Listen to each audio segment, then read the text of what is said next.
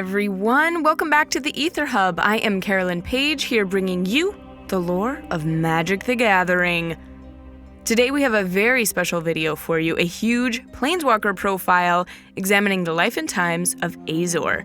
Yep, the Sphinx Planeswalker himself, founder of the Azorius that we found during our adventures on Ixalan.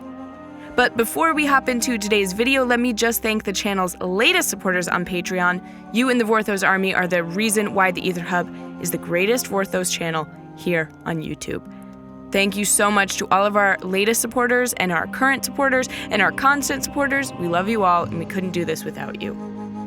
I love Sphinxes. They're an amazingly cool mythical creature, and I've been working on a deck around them. Tribal sort of artifact creature a little bit. I don't know, I'm still tweaking it. But that commander is Sharam the Hegemon, and Azor could be great for that deck. I don't know, it all depends. Anyways, Sphinxes are so cool. I love that tribe. I love the mythology surrounding them, and I'm super excited to get into it today. Little is known about Azor's origins as a character and planeswalker. We do not know how his spark ignited, what his plane of origin is, or how he came to be the Lawbringer we know him as today. Like most Sphinx and MTG, Azor is a mystery wrapped in a series of questions, wrapped in a riddle. What's not in question is that Azor is truly an original. Though we don't know much about his history, we do know that Azor is basically the template of most Sphinx in the multiverse. Now, that's not to say he created them like, vampirism was spread to various planes, for example. No, Azor set the standard of what a Sphinx should be. Every plane he visited, should it have a native group of Sphinx on it, Azor would mold their civilization, their practices, and even demeanors. He was like a god to them, and in his image, the Sphinx kept secrets, spoke in riddles, gathered vast collections of knowledge, and kept it mostly to themselves. They became the enigmas we know and love, frustratingly stubborn, righteously arrogant, wise to a fault, all traits embodied by Azor himself. Yet, this wasn't Azor's only mission. He didn't seek only to spread his ideal of Sphinxhood. No, he was looking to force more drastic changes. Living up to his blue-white mana pairing, Azor personified the ideal of justice. Of course, that gets tricky as justice means different things to different people, but Azor took a very traditional stance in his philosophy. We understand Azor's definition of justice through the guild on Ravnica which shares his namesake, the Azorius, which we'll be learning more about in the upcoming set. Through their doctrines and laws, we can get a sense of Azor's perfect civilization. It's strict, authoritative, safe, bound by rules with little free will. Sounds nice. Sounds kind of cozy, actually. Wouldn't have to worry about too much. Anyways, this is what it means to be the Lawbringer. To bring the Azorius Magistrate into as many planes as Azor could. This was his mission, his goal as a planeswalker. As mentioned, Ravnica was one of Azor's most outstanding examples of his duty to the multiverse. It was a world segmented, but with what he would describe as the perfect government in place to guide the plane's growth. This is the system of government, Azor's baby, where the guilds of Ravnica come from. A series of groups who all performed different duties and held different types of personalities in them. Grouping individuals with like-minded others was the perfect way to reduce tension among the citizenry. But it had the added consequence of stirring guild warfare, as the various groups vied for control over the massive city plane and precious resources. Still, Azor thought of deeper layers of laws and failsafes, and using his powerful hieromancy magic, Azor bound the world and all of its people to his laws. So powerful. And he's got cool wings. As a hieromancer, Azor would cast spells that made laws literally unbreakable. And the easiest way to ensure peace between the guilds was to bind them to it. So as the guilds were formed, with Azor being the leader of the Azorius, he had everyone sign into what was known as the Guild Pact. In signing this, all guilds included, the magic took effect and made it impossible for any of the other guilds to act out against one another, at least on a large scale. You would still have your skirmishes and political underhandedness, but in truth, the magic worked. Ravnica was forced into a successful harmony. After a while, Azor left Ravnica, looking to spread even more justice throughout the multiverse, a common theme in his story. Another theme would be how his projects failed after he left. Without his presence, most of the planes he reformed would fall into chaos, unrest, and outright war. His perfect governments would become flawed and corrupted. But as Azor would say, these failures were not a result of his meddling. His governments were perfect, but rather the people themselves were flawed and thus caused their own destruction despite having the perfect start. Azor cared little for how mortals would use his governments against themselves. He knew it would be inevitable, but still he went about it, in his eyes, perfecting planes. What a fun and relaxed character. So chill. Azor, let's grab burgers after this. This falling out would also occur on Ravnica, though some loopholes Azor could not foresee. The magic of the Guild Pact was broken and the planes crashed into bloody civil war, which was fun to play in the card sets, but probably not so fun for the character. Only after great feats of its citizens was order restored and a new, non-magical guild pact was signed and peace was restored. Without Azor's hieromancy magic to ensure order, though, Ravnica lived in an uneasy peace at best, and one that wouldn't last. Again, lucky for us, for playing the cards. Again, war struck out as greed and ambition shattered the city world. Luckily, Azor had an ace up his sleeve, one that the people of Ravnica wished they had found earlier. It was known as the Dragon's Maze, the Forum of Azor, Azor's failsafe. Left in the event that the Guild Pact was broken somehow, Azor ensured the Ravnican people another way to create peace amongst the guilds, so long as they were willing to accept it. Azor built a maze that traveled through all 10 guild halls on Ravnica, allowing all the guilds to participate in this contest. The idea was to build cooperation and harmony as the guilds worked together to reach the maze's end, or, how it actually turned out, an all-out mad scramble to the end which caused more fighting and bloodshed. You know, things just don't always go as planned, Azor. How about that, sweetie? Regardless, the end of the maze would be the same, the Forum of Azor, a magic that would grant a single being the same magic left by the Guild Pact. This being should have been chosen unanimously by the guilds as the one they all believe could lead them fairly, thus the reason for the maze, but there was another option should that result be impossible.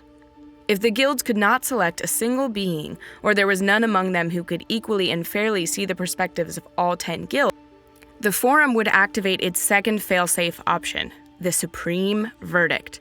The Forum of Azor would devastate Ravnica and have the planes start fresh should a new guild pact not be possible. That sounds scary. Board wipe for your planet. Luckily for all involved, Azor's failsafe worked, and the world wasn't destroyed. The bailiff of the maze found Jace Beleren peering into the minds of all 10 guild champions, understanding them all at the same time, and decreed Jace as the new living guild pact. There you go, Jace. There's a new job for you. As living guild pact, Jace could decree laws that were magically enforced throughout the entire plane, a powerful force that would bend to no individual, allowing Jace to throw even the powerful guild leaders in prison if he so desired. None involved with Ravnica could refuse. That's what's so important to keep in mind. Now back to Azor proper. The Sphinx is out, changing planes with his government, not caring if they collapse on their own. But at the same time, some of his former worlds are being conquered by another planeswalker, a dragon mastermind by the name of Nicol Bolas. Bolas brought chaos to his perfect world, and this just wasn't something Azor could stand for. Both being amazing planeswalkers with the power of gods, Azor knew he probably couldn't face Bolas on his own. But luckily, he had an ally in another dragon planeswalker, Ugin, who also saw Bolas as a threat to the multiverse. They met a few times and came up with a plot to trap and eventually get rid of Bolas forever. Some of the details are a little light, but we do understand some of their plan.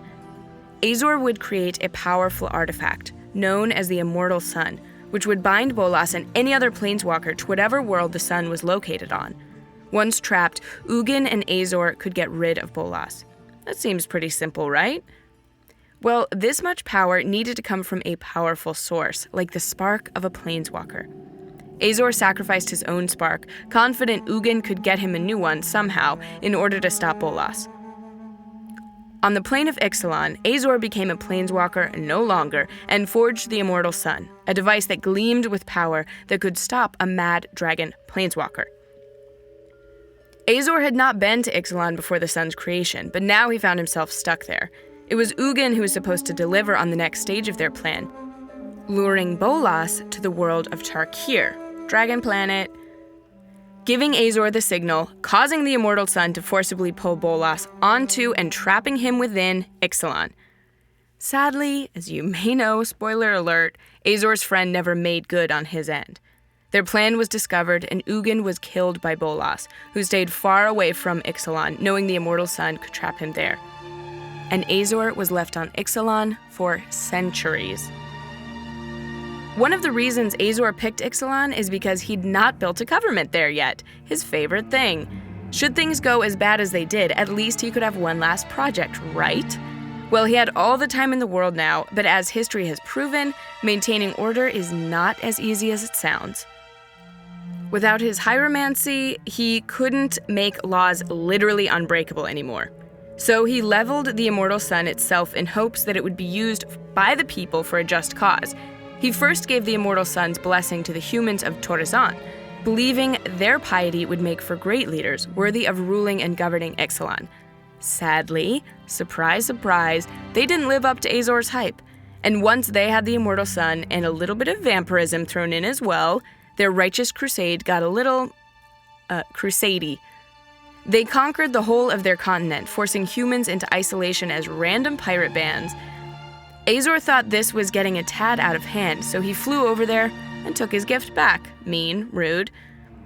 Of course, this cheesed the vampires off, and they would hunt down the immortal sun to claim it back for hundreds of years, introducing the fun set that we played on Ixalan. Dinosaurs, pirates, vampires, let's do it.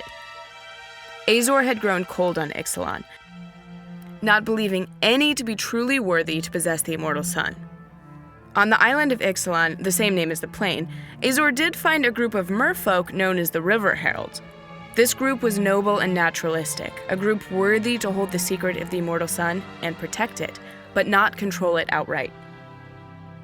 Azor locked himself in the basement of a golden city, dramatic, lost to the natives of the island known as the Sun Empire, and charged the merfolk with hiding its location. There, Azor would stay for years as the last guardian of the immortal sun.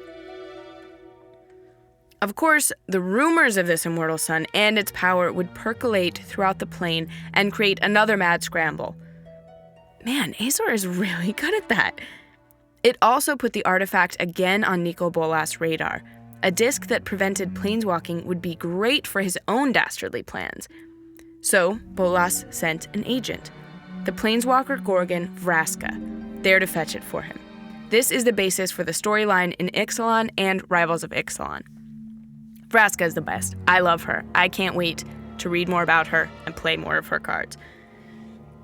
Personal note. Azor and his immortal son would be discovered for the first time in years by the planeswalkers Vraska and Jace. Jace was sent to Ixalan via another failsafe put in place by Ugin. Ugin had survived his encounter with Bolas thanks to time-traveling nonsense and put a spell on Jace's mind to have him automatically planeswalk to Ixalan should his mind ever be read by Bolas. Of course, that exact scenario happened when the Gatewatch confronted Bolas on Amonkhet. Now Jace and Vraska are planeswalking pirate buddies, with their relationship growing far past the simple business transaction Vraska had with Bolas. Ooh. So, anyways, they locate the immortal sun, and of course Azor is there guarding it. Not too happy to see outsiders, and planeswalkers no less, trying to claim his creation. Azor is furious at the tone Vraska takes with him. Knowing her kind from Ravnica and knowing her story from reading her thoughts, stories are exchanged and the pair understand what the immortal sun is, how it came to Ixalan, and what its true purpose was. Jace and Vraska are both way blown away by all this, but Azor moves fast, attacking Jace with his strong mental magic. Vraska, of course, wants the Sphinx dead, but Jace cautions against it, knowing there is more to the story. Jace somehow beats Azor in a mental battle, getting even more info from Azor regarding he and Ugin's plans. and Jace reveals to Azor that he is in fact the living guild pact of Ravnica, his own failsafe, and in doing so activates ancient magic of his own making. Sweet. Vraska and Jace both felt very strongly about Azor's deeds and that he should be punished. I agree with them. Not for trying to stop Bolas, but for the countless worlds he forced into laws and government that only collapsed and caused more war and bloodshed than if he had just left them alone. Basically, they wanted to punish him for putting his nose where it didn't belong. The living guild pack commanded the guild leader of the Azorius to fly off to some place called Useless Island, never able to interfere with outside civilizations again. And the hieromancy magic of the guild pact surged, and Azor was forced to obey his own laws. Ooh, snap! The Sphinx stood up and flew off, ruling and changing nothing ever again. Alive, but not living. And this is where we see the end of Azor's story. A story that had once seen him change entire planes and civilizations with his powerful ideals and magic. Now he's stuck on a small speck of land on a plane that will soon forget about him, as he's unable to planeswalk away. Oh, how the mighty have fallen.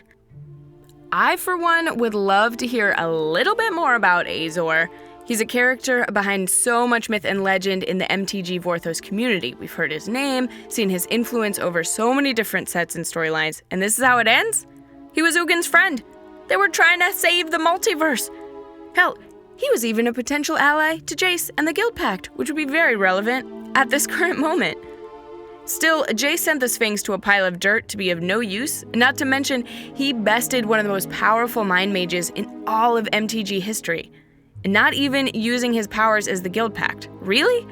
I don't know, just something about it seems a little off. Why throw a character like this away unless you just want less old planeswalkers around? I don't know. Oh well. Maybe he'll come back. His story may not be completely over. He is Ugin's friend after all, and Ugin has had many encounters with Jace. What's gonna be the conversation when they inevitably meet again in order to face off with Bolas? Will Azor even be brought up? Will Ugin be okay with a friend he failed worthlessly rotting on an island alone thanks to Jace? I hope he isn't forgotten by Ugin or as MTG as a whole. He's way too cool of a character to let fade into nothingness. Hopefully we will all see Azor rise again to finish what he started against Bolas. But for now, he's the ruler of nothing. And that's gonna do it for this video, everyone. I hope you enjoyed our study on Azor, the mysterious, pompous, not guardian of a trash pile planeswalker who lost his spark. Womp womp. Aw man, he's got some pretty sweet cards though. You know, in the right deck, they can be alright. If you have any opinions on Azor, let us know with your own personal thoughts in the comment section below. We'd love to hear from you. As always, I just want to end this video again thanking our supporters in the Vorthos Army on Patreon. Huge thank you goes out to some of our newest members, Michael Losh, James Thomas, and Dennis Villegas, all lore legends. Thank you so much for your support. Remember, you too can get all the exclusive benefits of the Vorthos Army by checking the link to our Patreon and joining today. Again, that link is in the description below. Very exciting news if you want to check us out on iTunes. All of this sweet audio is now just audio. All of this sweet video is now just audio. Yeah, so check it out. The Aether Hub on iTunes. We got a podcast. I'm gonna go because I'm starting to talk with Rick Syntax from Rick and Morty. One last thing, you can always support the channel by giving this video a like and sharing it across your own multiverse, especially on Reddit, which goes a long way for us. Remember to also check out our audio podcast linked below to catch audio versions of our videos, perfect for those long commutes. Thank you so much for tuning in. I'm Carolyn Page for the Aether Hub, and we'll see you next time. Happy planeswalking. Thanks so much for watching our latest video here on the Aether Hub.